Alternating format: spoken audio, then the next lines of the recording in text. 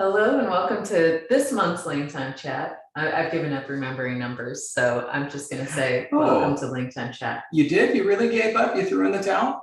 I did. Why? Do you know what number this is? Well, no, I didn't expect to look it up, but it's always a little bit of an adventure at the beginning of each podcast because you try to remember what number it is and fail. I mean, I think it's 20, but that probably means it's like 33. There we go.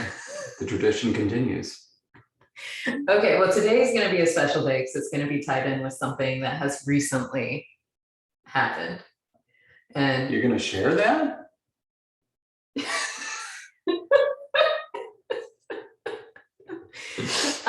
So David is being David, but very recently the Dune movie was released and someone worked on that. They would have had to have. You know, of course. But in case you didn't know, David has languages in the plural in the movie. And today I want to focus on one in particular, and that is the sign language that shows up in the movie. It is my understanding that there perhaps was more than one sign language at one point, but only one is actually in the movie. That's true, and I can talk about that too if you want. Well, first and foremost, I want to know, like, what did you call the sign language that is in the movie, since that's the one that obviously, like, I saw and that other people can see. What is its name? Well, it doesn't really have a name because, and this is something from the books. In the books, it's mentioned that Paul and Jessica have a way of signing to each other secretly. Okay. And so it's not like it's a language that they learn and other people share. It's a secret communication system between the two of them. And so, you know, as with most secret communication systems, it's not like they come up with a name for it, you know. Okay. It's just something that they've developed among themselves. So can I call it the PJ Lang? Paul and Jessica, PJ Lang.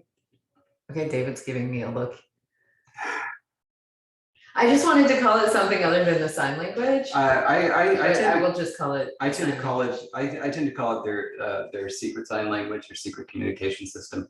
And what I was trying to remember is I don't know how many people share it. I know that, you know, obviously, like from the books, you know, Paul and Jessica do it in the movies, but I don't remember if how many other people of the Atreides household also use that sign language.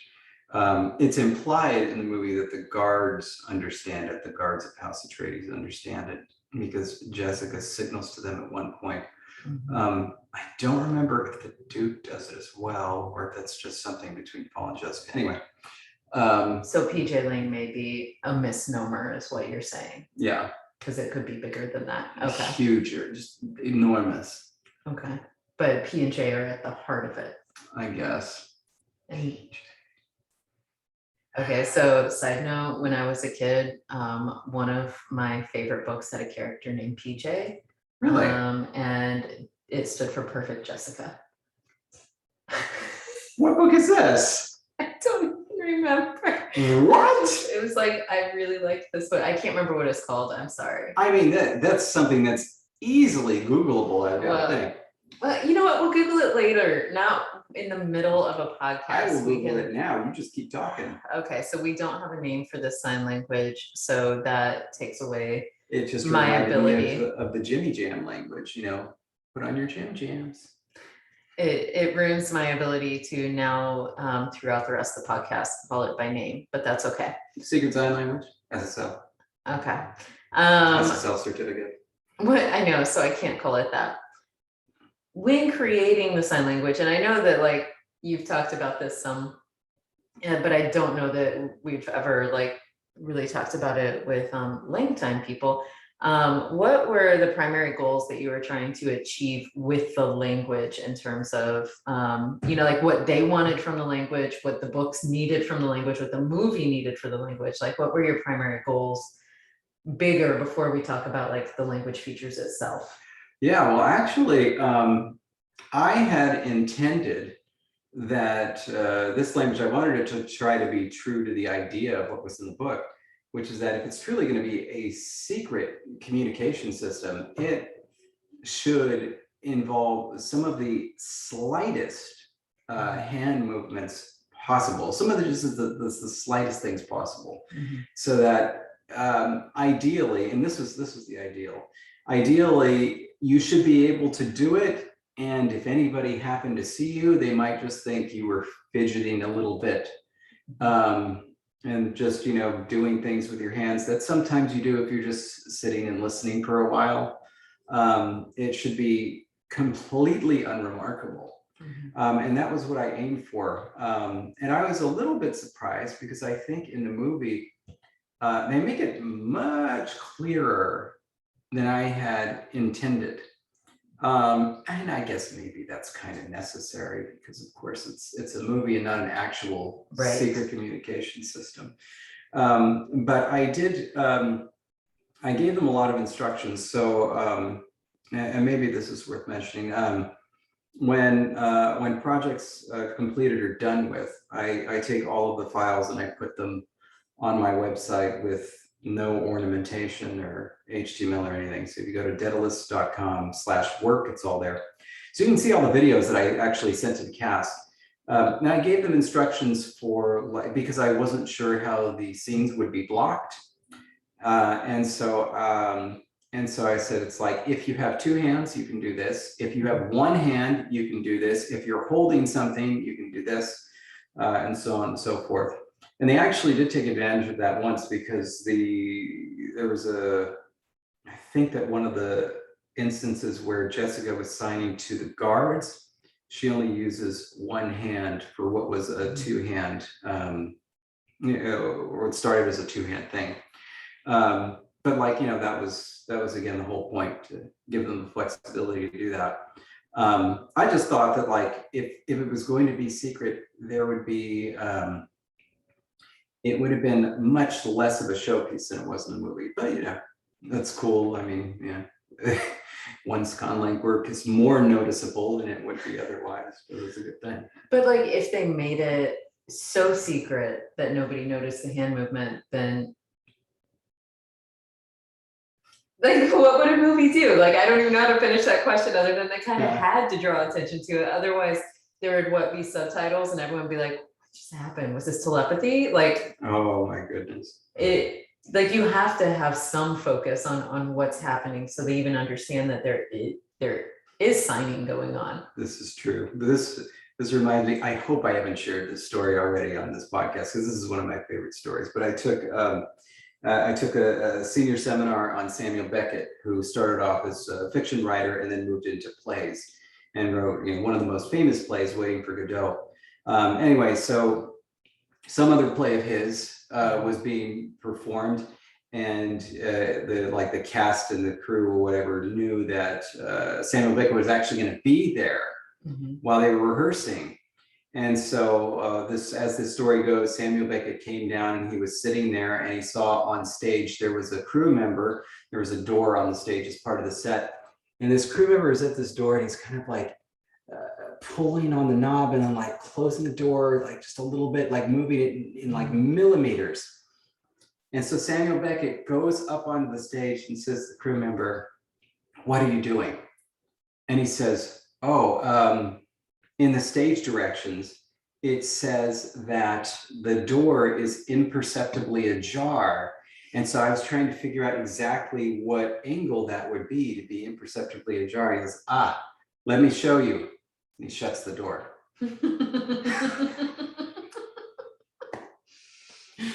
So yeah, I suppose the secret sign language could have been like that. It was it was so secret, you just didn't see it. And you had to be in the know. And then what's the point? Okay. So the goal was that it could be done.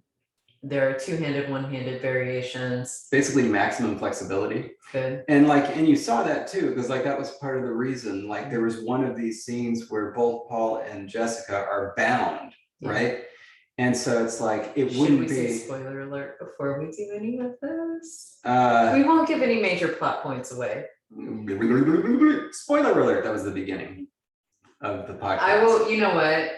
In the write-up for the podcast, I'm gonna say spoiler alert.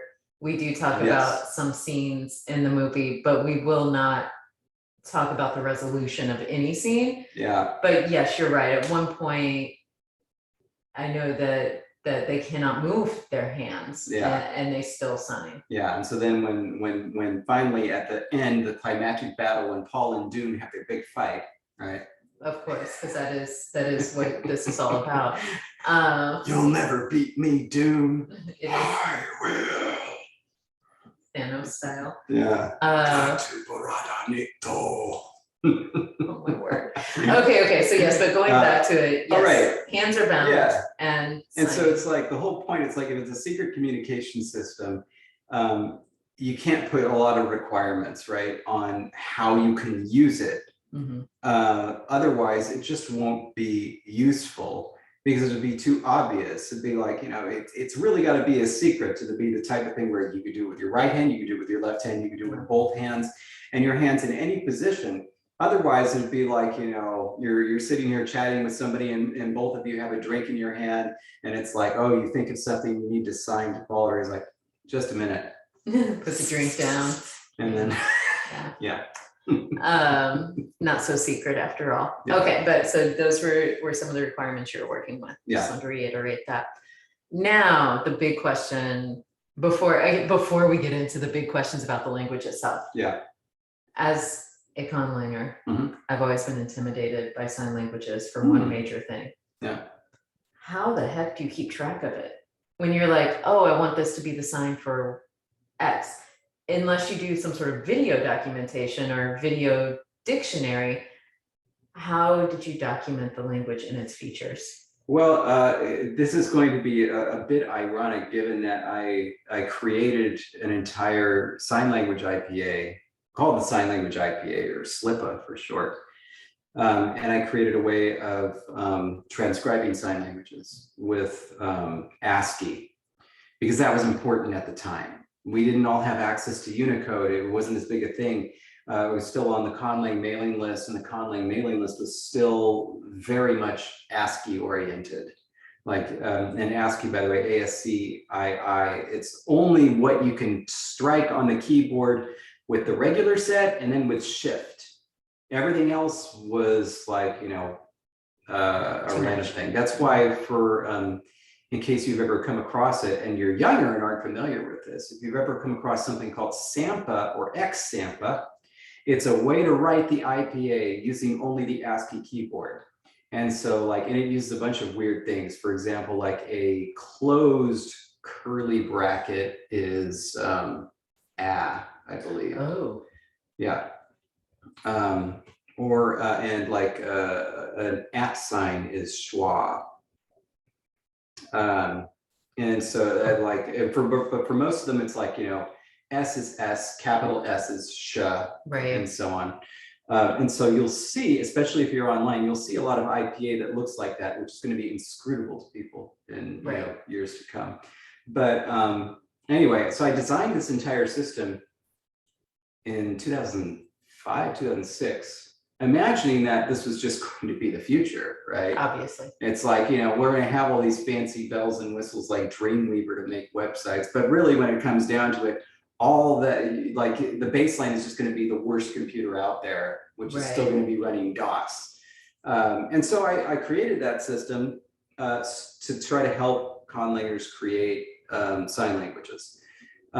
Because, of course, also at the time, again, 2005, 2006, you could take videos on your phone. Right. But like maybe two. Right. And then how to get them on the computer, you couldn't really do that. I mean, you could through a lot of headache, but it was a process. It's not like, oh, I did a video, cool, let me pull it up on this other device that's not even hooked up to it. No. Yeah, now suddenly move forward to 2019, which is when I started working on Dune. And it's like, video is nothing. Yeah. Space is nothing. You could take a million videos and do whatever you want with them.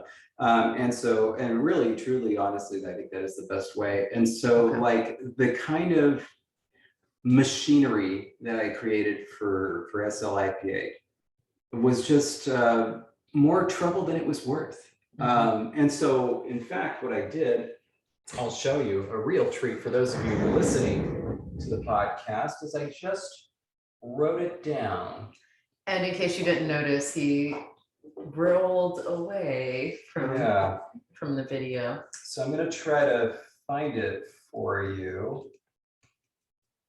I just need to get the years right. What is this? 1/14/2019. Dune Sign Language 16. I did actually write some things on here. Okay, here we go. So this is a super secret conlang notebook. Yeah. So like you can, or Jesse can see here. I'm just going to kind of, I'm going to show And this. is there anything in there you're not supposed to share? I don't know. We'll find out later. Oh, goodness gracious. But We're at gonna least get in trouble. that'll just give you an idea, right? And then I'll read it. So like, for example, this is scene 37. And says, so we have not now, both guards, tap, then push away as if retreating. And then we have be ready for violence. And then I just like written out here. So be ready for violence, tap again, tap twice, claw both hands, two sides about to fight, which is a note to myself, then clasp them again.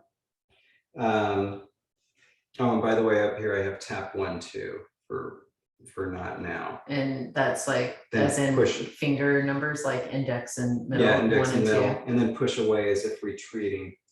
And so really all this was just literally just a written set of instructions to myself so that I knew how to record the video.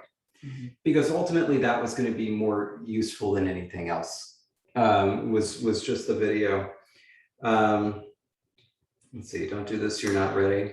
I guess though, okay, so, but in my head, and like I get it, like video is the way to go, but then what do you do for, you know, you need to find a sign, because it's like obviously for written language we have the dictionary, we have not only do we have, you know, the conlang to English dictionary, but we also do the glossary where we do, you know, English to the conlang. And so it's like you have all these places, all these ways that you can just like Control F, let's find the word I'm looking for in the document. But with videos, that's not organizable in the same way. No, so in fact what I do is I just use English, and you put enough English words in there so that then you can jump to the description in the document. By the way, incidentally, I'm looking at this, and because I noticed this when I was watching the movie, they changed the subtitle, which I thought was interesting. So Jessica is saying to Paul, it's something, I think the subtitle says something like "find the right pitch" or "your pitch is wrong." Oh yeah. Or something. Yeah. What she actually says, your pitch was too high. And so that's what I translated. And it makes a lot more sense if you see the sign, because I can't remember what hand it was, but essentially I was like, when it comes to pitch, it's like I have her touch, thank you, I have her touch the top and rub down, and to say, you know, you started here, come pull it back. And so, and what he's doing there is his like index finger is up, and then thumb is rubbing down the side of the index finger. Yeah. Okay, so, but now to go back to my question one more time, because you hit on it twice here. When you said you use enough English in the description so you can hit it, let's talk about that sign right there, right? Yeah. Where you have like your index finger up, your thumb running down the outside of it.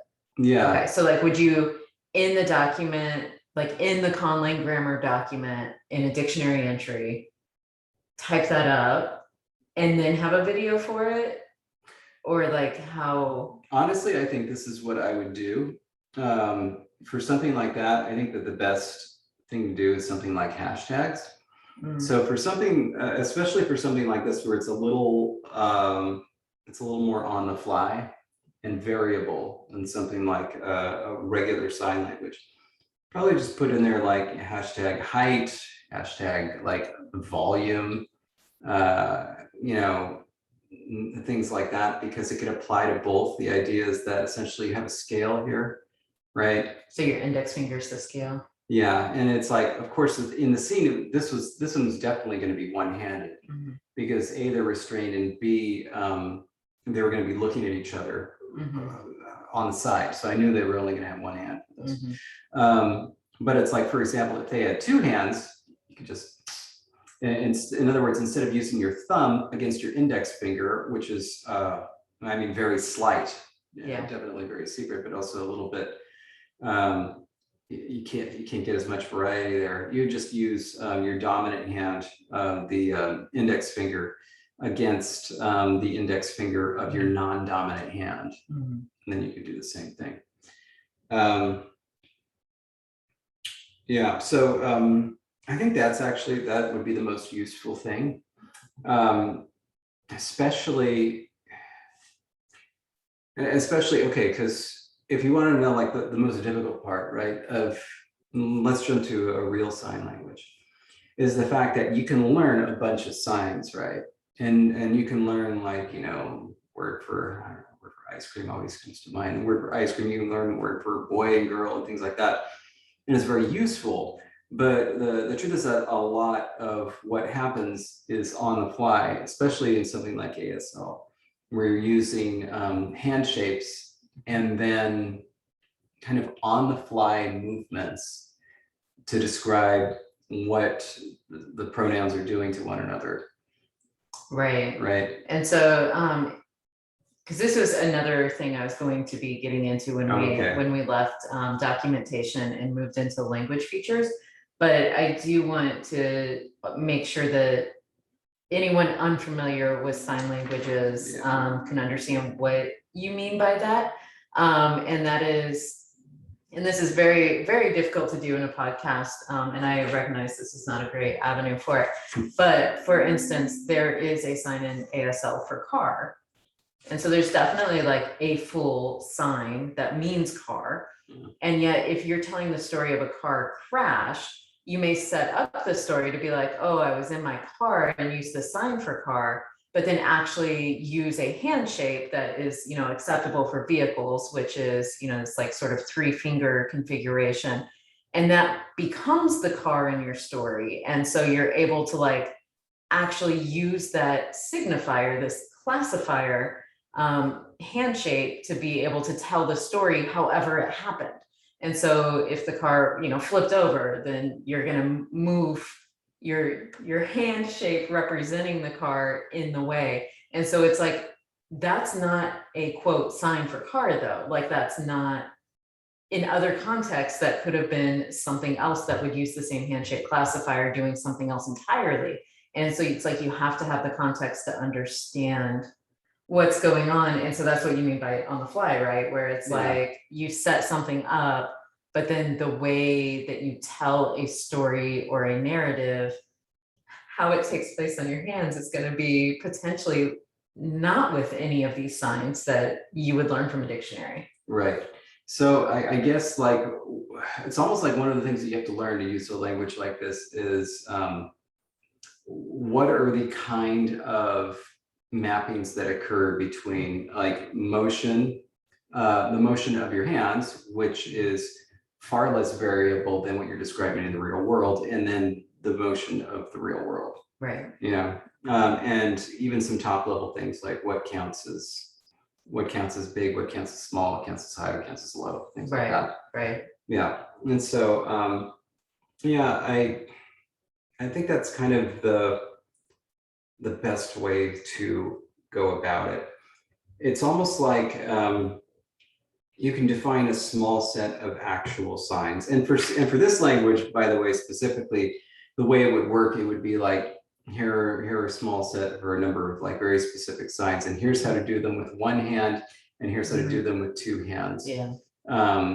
And then you kind of like have these ideas, you have to like say like, here are the various scales of things, here's how they map onto the hands or the body or whatever object you're using. Right. Yeah. And I do want to backtrack one tiny bit, because you had mentioned potentially using like hashtags to mark things. Yes. And that would just be for searchability, right? So that way it's not like, oh, I mentioned height in a sentence. It's like, because you, especially with the word like height, because you could be talking about the height of the sign or the height of whatever. And so having hashtag height would help you limit that, I'm looking for the actual sign for height or something representing height. And so that's I just want to kind of draw attention back to that in case anyone heard that and was like, this isn't social media, why are you hashtagging it? Oh, yeah, no, and definitely so- just for searchability. Yeah, kind of a way to like help you narrow down where it's like, if this is the meaning you want, what's the best way to do it? Or if actually more importantly this, if you're trying to express a meaning that doesn't necessarily have a specific sign, what's going to get you the closest? Yeah. You know, and is it going to be able to stretch metaphorically far enough that you're going to be able to make that connection? Because of course, something like this is not going to have, I think, of necessity, a huge vocabulary. Right. It's going to depend a lot on context and a lot on the fact that it's a very small number of users who are going to know each other very well. Yeah. Yeah.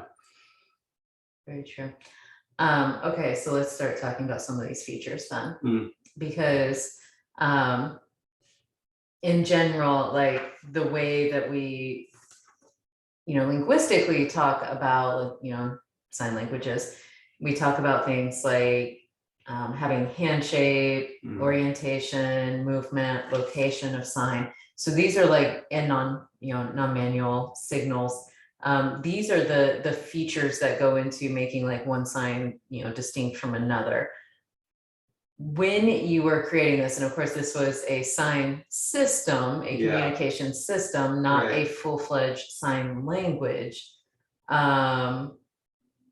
Do they have all the same features, or because it had to be so flexible, is it not? Because for instance, you had mentioned location, it had to be doable wherever your hand is in location, whereas in ASL, like you do need location of the sign, because for instance, in one version of twisting, a bent index finger by your mouth, you're saying apple, but you move it up a little bit and it's by your eye, it's onion.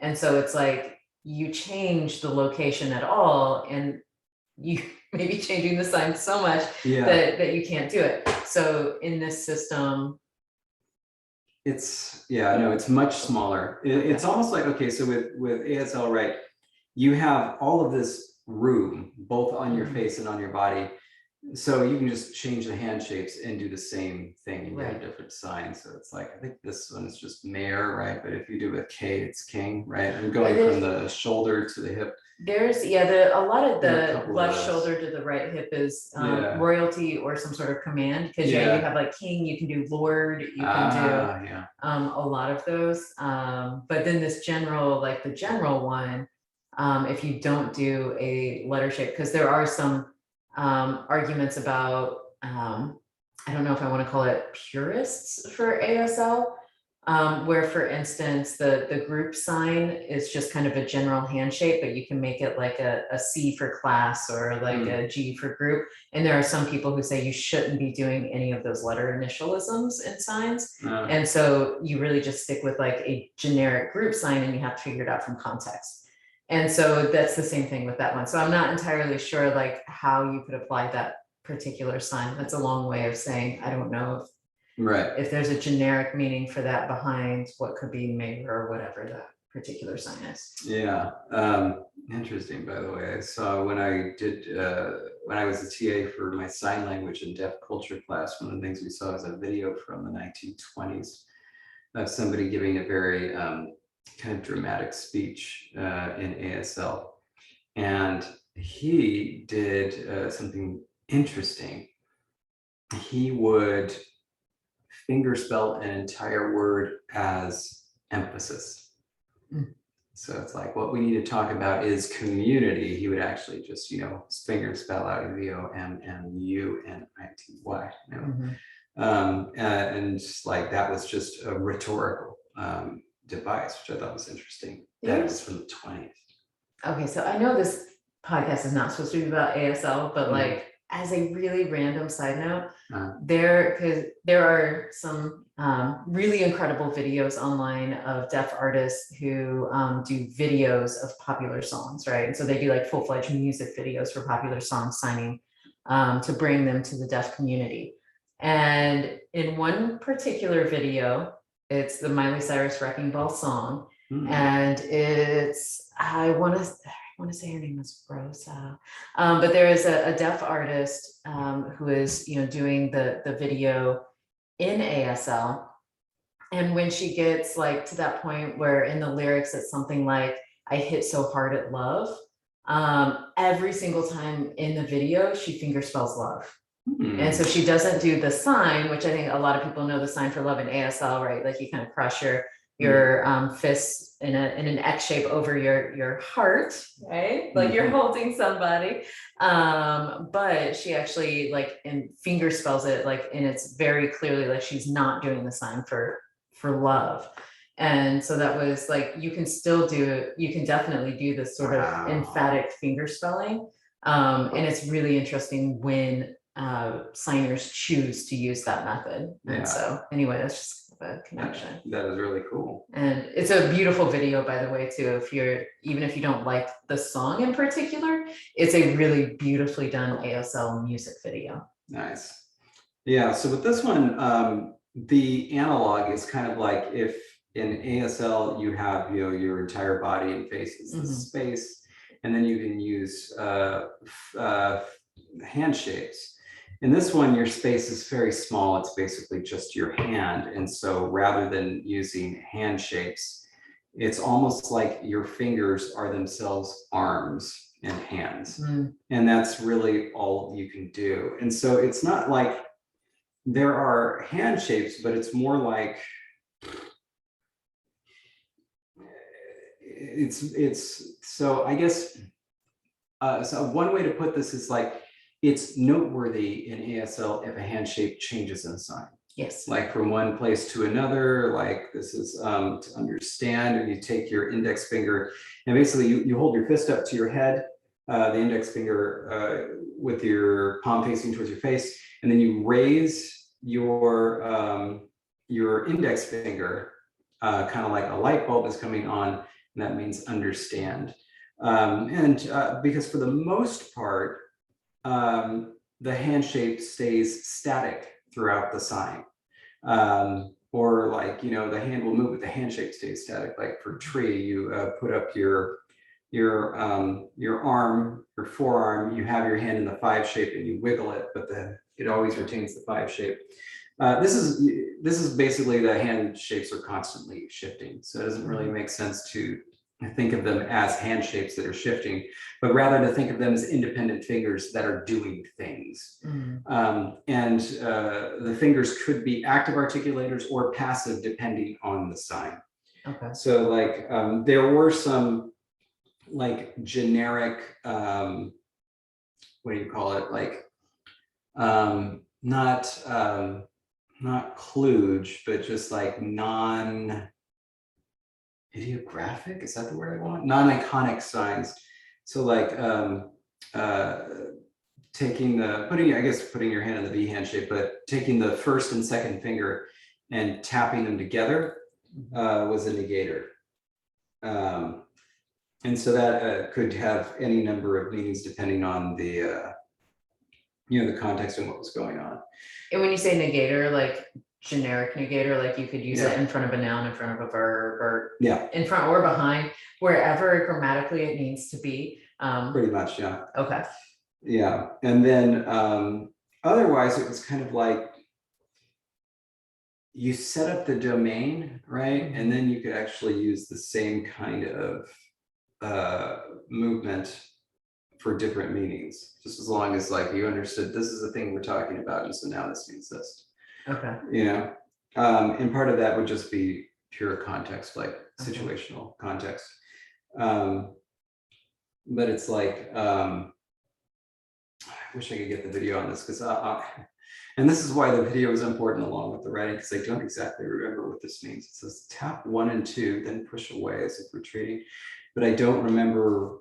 Do you think it's like the shoulder, and then, because I swear there was one scene where it's like she hit her shoulder and like did something where she pulled away. Yes, and that was kind of it, by the way. Or maybe her leg, like whatever surface. And whatever surface it was, and I'm pretty sure I said that in the video. Just whatever surface you have, it's like tap the 2 things, and it's kind of like this is the way of.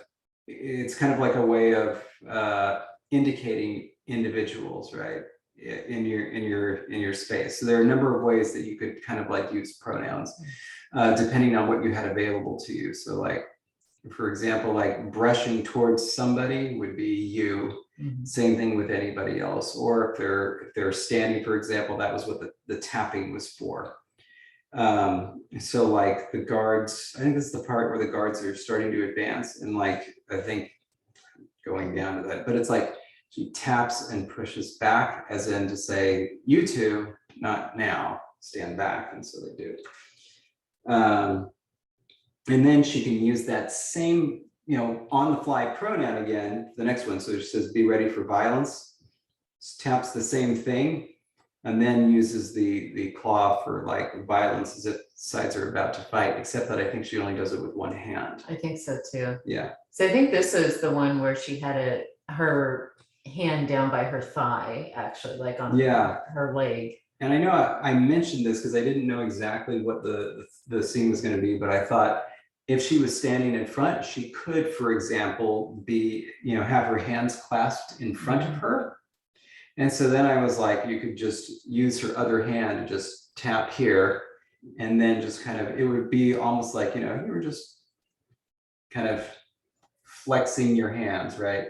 Just stretching them a little bit, and nobody would think anything of it. So to like really set this up for an audio podcast, what's happening are like, if you just kind of fold your two hands together, right? Like you're just sitting with your fingers interlaced, one hand in the other. And if you take like your first and second fingers, your index and middle fingers on one hand, and tap the back of your other hand, and then kind of pull your hands apart and put them back together, like and back. This could be like the sign for be ready for violence, like you two be ready for violence. And I can see why they did it the way they did it is because the guards are behind her. Yeah. So it wouldn't have meant anything in front. And that's just kind of the thing where it's like, you don't really know till you see the blocking, right? Yeah. So I just gave them options. And yeah, I think if you actually watch that video, because it's up on my site, like I mentioned, I think I wrapped a sweatshirt around my waist to make it look like I was wearing a dress. Oh, now I really have to look this up. Yeah. That's amazing. Okay, so in that too, and I mean, this is something that's true in any language, in terms of like translation and not doing word for word and really thinking context.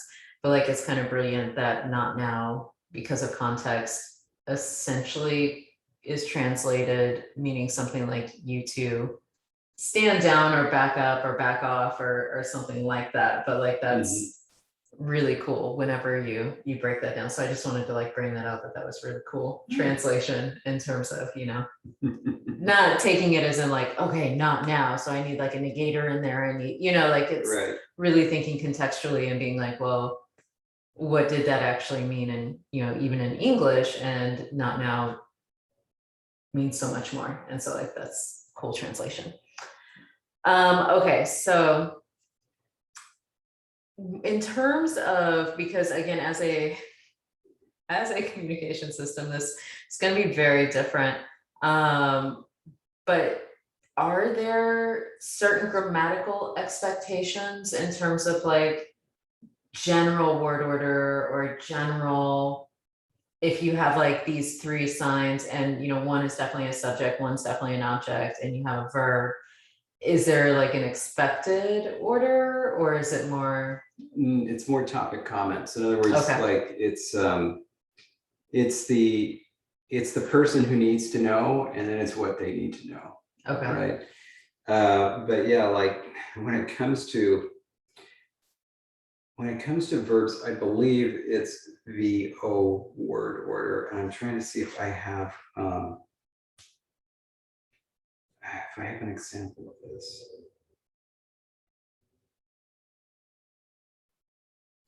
Oh, look, that's interesting. So yeah, you're not ready. Don't do this, you're not ready. So it's is it this? No, or not this? Shoot, I have to see the video. I don't remember just from looking at this. But I was pretty sure that there was at least one example where it was verb object word order, where the object wasn't just automatically incorporated. But it's like your pitch and then too high. That was what it was. It was the index finger rubbing against the the middle finger rubbing against the index finger. Okay, so yeah, we're gonna backtrack what now, 40 minutes ago, and you know that sign that he described with the thumb and an index finger, totally maybe the middle finger running down the back of the index finger rather than the thumb running down the side of the index finger. I think this was, he's deaf. That was it. That was the sign for deaf. Very different. Okay, yeah, and that would have been two fingers. Yeah, because it's much easier with two fingers to just cross. Like and that. So to cross your thumb over the side of your index finger to kind of like run it like whoosh. Yeah, that's the sign for deaf. Yes. Rather than the sign for too high or height was the middle finger running down the back of the index finger. That was the sexy legs. This, yeah, the sexy legs like this.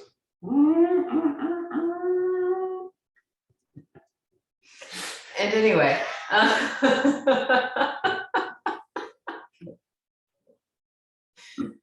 wow. Okay, so there was some like VO expectations in terms of word order, but otherwise it was in general just topic comment driven. Yeah, no, it's I didn't ever have to do anything that was big enough that would really showcase it, but I'm pretty sure it was VO. Okay. Yeah. And so then you mentioned object incorporation into the verb. Do you have examples of that offhand? Oh, let's see. Okay, that one, no. He's looking at a very limited set of notes about a limited set of translations, and I'm asking him to remember something from 2 years ago. And so in advance, I just want to say you're welcome. Circle with thumb and index, raise pinky finger. Oh my God, that's right. It was like. Okay, so we're making a circle with our thumb and index. Our pinky. Third and fourth fingers are just kind of out. Yeah. And then our pinky is raised. Yeah. And what are we signing? It says the voice. So it's like, you're like, because that's you, not like that, but like that. Wow, this is really okay. So do you remember we described that sign for deaf, where your thumb crosses your index finger? If you rub your thumb down the side of your index finger,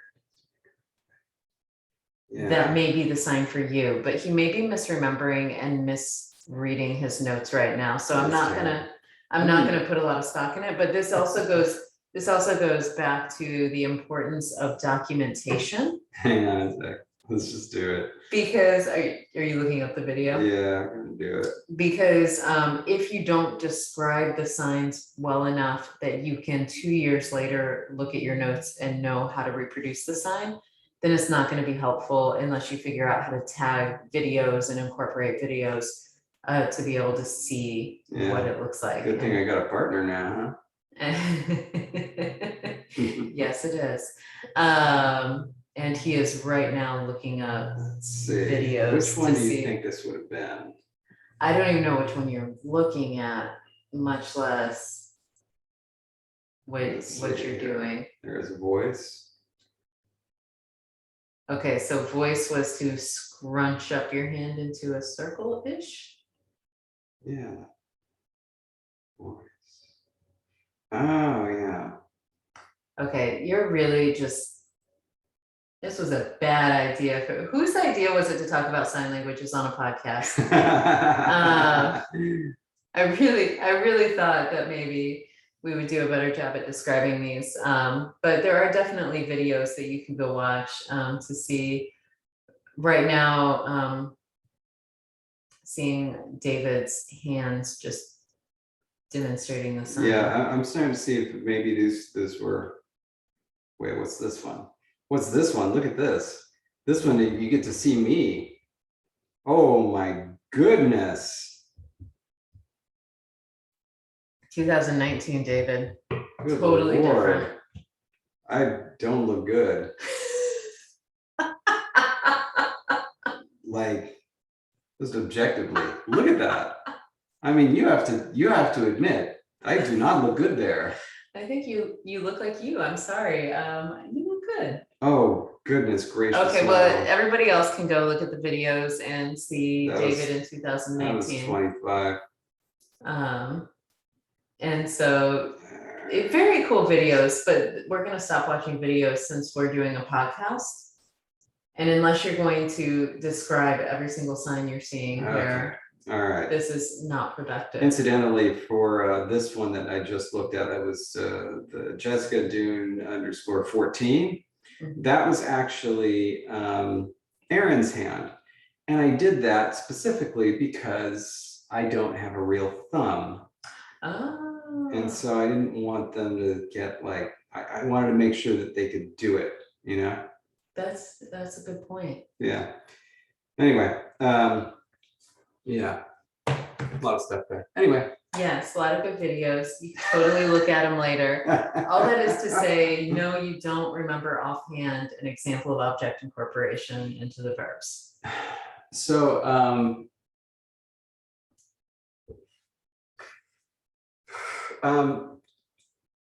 well, here's the thing, not object incorporation, but like this part, I mean, essentially. And when he's saying this part, is the not now, right, the not you now. two back off. Essentially the verb there, right? I mean, it basically does have the pronouns in it, right? And so because the verb isn't two fingers pushing away. The verb is pushing away. You could do it with one, you could do it with two, you could do it with three, you could do it with four, right? Would that be subject incorporation? Yes. Yeah, and not object incorporation. No, but it's definitely, unaccusative. it's definitely incorporation. But you know what I mean? It's unaccusative. Mm-hmm. So argument incorporation. Yes, right. Yes. Yeah. And then yeah, not there. So yeah. So okay, so that's an example of how you may change up some meaning through changing the sign itself. Very cool. Was there any need in this one for any sort of inflectional systems or anything that you needed to do in terms of like plurality? Well, that's plurality there because one finger versus two, but then tense or no, not a bit. They were all commands or really comments. I mean, well, I guess your pitch was too high. It was technically the sentence there, but it's like. But if you sign right after somebody says something and you say your pitch too high, it's pretty obvious. Yep. Yeah. And that was it. It was just, your pitch, topic, and then too high comment. Yeah. Yeah. So there was really no need. And I don't imagine that there would ever be a need for it because like, this is not the type of thing where they have full on conversations. Right. It's more like, this is something that you have to know right now about the situation around you, and it has to be secret. Otherwise, I would just be talking to you. Okay. Yeah. So here's a potential scenario. Okay. Where like a command form could be different than a full sentence form in terms of meaning. And let's say we're in a room, right? Yeah. We're in a meeting, other people are around. Yeah. And I don't notice that, I don't know, maybe I'm wearing a giant hoop skirt or something.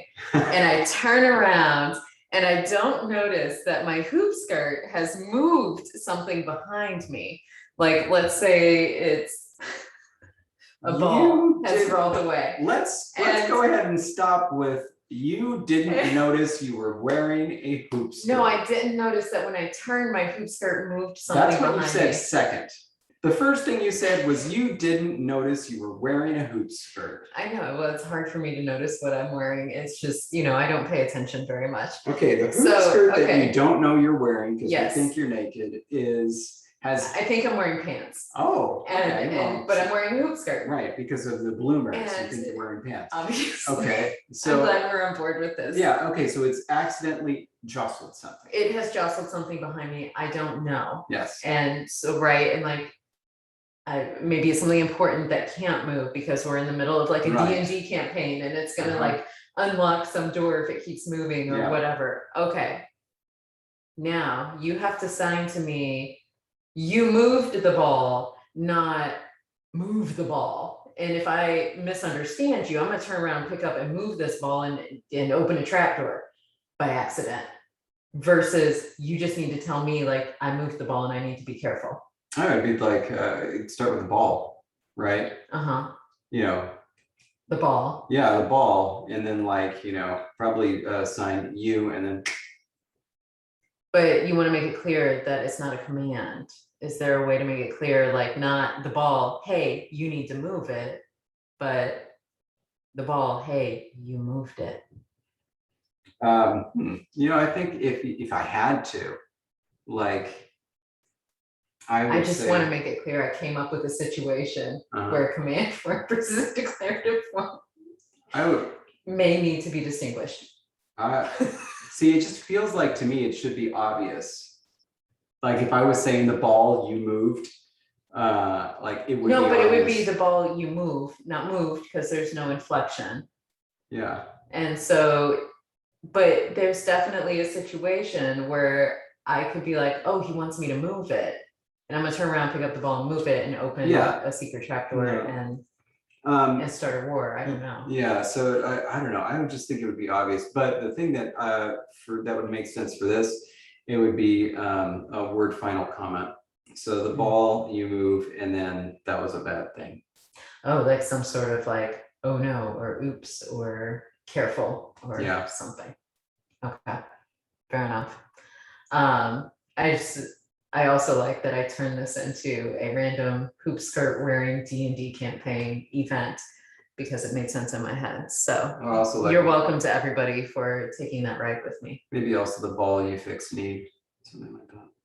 Oh, to fix, so not just like you moved it, but like fix it. Yeah, and not only that, I should probably say your hoop skirt needs to fix it because it was your hoop skirt that moved it, not you.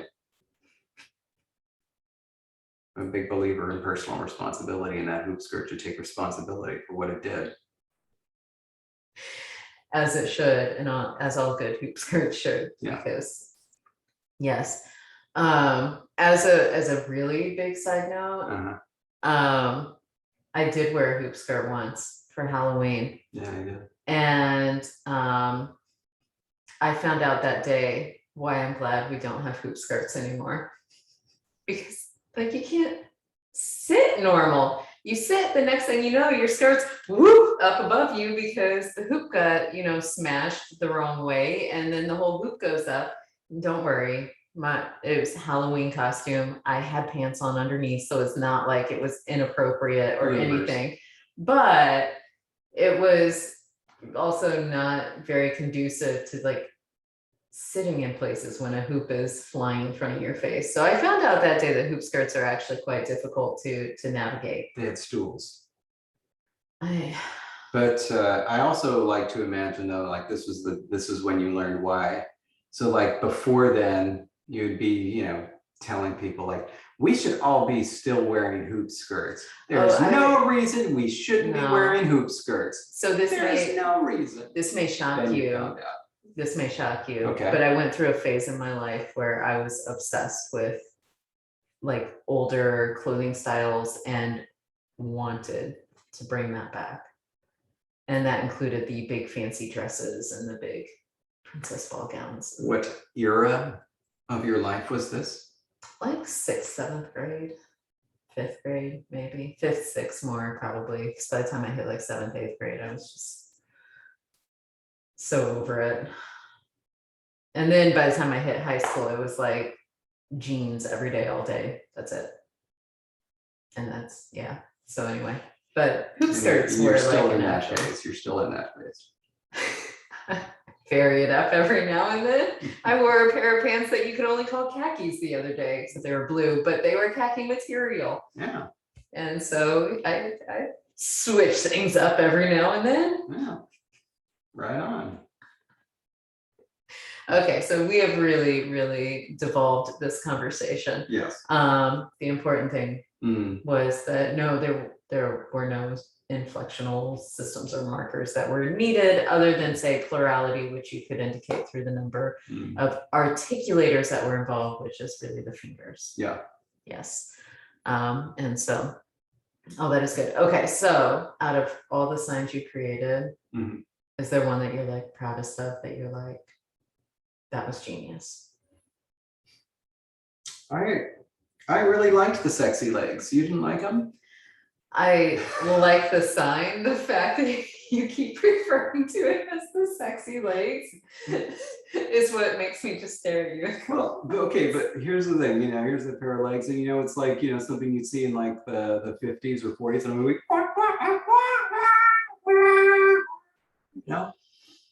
What's really with great, a muted trumpet.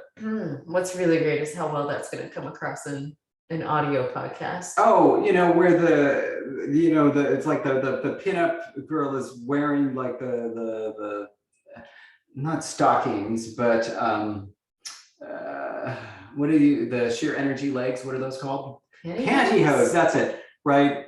You do understand that stockings and pantyhose are very different. Yes, that's what I meant. So I was talking about pantyhose. Well, for like the older 1950s, you would have called them stockings, because pantyhose are usually the ones that are sheer. Right on. Okay, stockings then, but or just bare leg, but I don't know. Like the dancer where they rub the foot against the leg, they bring it up and make it look like a flamingo, the flamingo leg. And are you talking more fishnet hose? Sure. Fishnet style. What have you? Like a Christmas Story. If there was another leg with the lampshade leg, this is what that leg would have been doing. Okay. Agreed? I mean, sure. Goodness.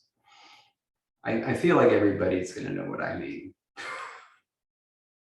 Especially when they hear your description and hear the muted trumpet.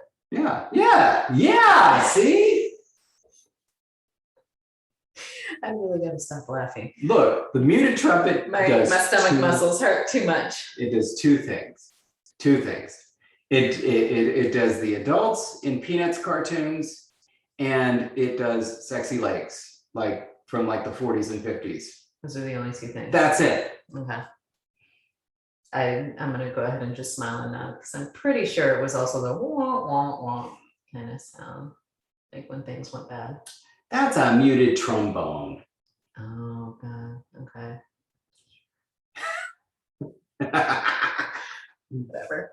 Okay, so that would be the sign, the sexy leg sign, which means like too high, or we will tone it down, or whatever it needs to be. Basically, like bring it Pull back, it back. bring it back. Yeah. I like it. Cool. Okay. Any last comments that you just want to say about that work, or we're gonna talk about the other sign language? Oh, if you want to briefly mention the sure. Other sign language. Like the other sign language was an actual like regular sign language. Because there had to be a reason for this. I thought there was a reason, like this was important. Oh, it was because of the voice, right? I think that was it. Jessica is saying to Paul, so yeah, again, spoilers here. One of the guards is deaf, and this would be important because they couldn't use the voice on him, right. presumably. And that was this other kind of like, I don't know, paralinguistic feature where they could speak using a special inflection and get people to do things. It's kind of like Obi-Wan Kenobi's thing, except rather than with like a little hand wavy thing, there's extra theatrics. Anyway, presumably that was why. Anyway, so the director, then even though he said that since he was deaf, like he should have a sign language, but it's a real sign language. It's not like a secret communication system. And so he had a couple of lines that I did using that sign language, which if you see the video, it should be very familiar as a sign language that uses both hands and arms and the entire body and everything like that. It's just not an existing one. Anyway, once we saw the movie, I guess they just didn't have him use it. And so they had him speak, which I thought was unusual. I mean, I don't know, I just thought that was an opportunity. Either, if for whatever reason, maybe they saw the sign language and didn't like it, he very well could have used ASL instead. It would have been less ideal, but I don't know. It would have been a nice opportunity to see another different sign language on screen. I thought that would have been cool, but who knows? Maybe they just thought it just, for whatever reason, wasn't going to work. And I also mentioned in the video, I wasn't sure if he was going to be holding some sort of a weapon. And so for all of the lines I showed, this is how you do it with two completely free hands. And this is how you do it if you're holding something in one hand or the other. Anyway, but yeah, I don't know. I thought it was cool, but it didn't get used. So I imagine it wouldn't, like, in future movies, they announced a sequel. I imagine it wouldn't be called for. Yeah. But yeah, that's something though. That is cool. So yeah, it's unfortunate that didn't show up, but cool that you had that opportunity to create it. And so with that, we're going to end the episode. And thank you all for listening to us chat about the secret sign system in Dune. And I think that's time for our exit music. Yes, and it will be playing very softly in the background as it grows. And it's not like LangTime chat. Oh my gosh, you know what else they use the muted trumpet for? In Little Mermaid, when he starts singing, when the seagull starts singing, and it's awful. Oh, it's not a muted trumpet, that's him. But still, total muted trumpet sound right there. And then they strangle him for ruining the beautiful music. Yes. La la la la la la, don't be shy, and so on. To kiss the girl, yes. Okay, so anyway, that was a really last minute thing. Hope you all are having a wonderful day, night, evening, week, whenever you listen to this. Hope it's going great. You're only allowed to listen to it during the day. And stay grammar, and until next time. Bye, everybody.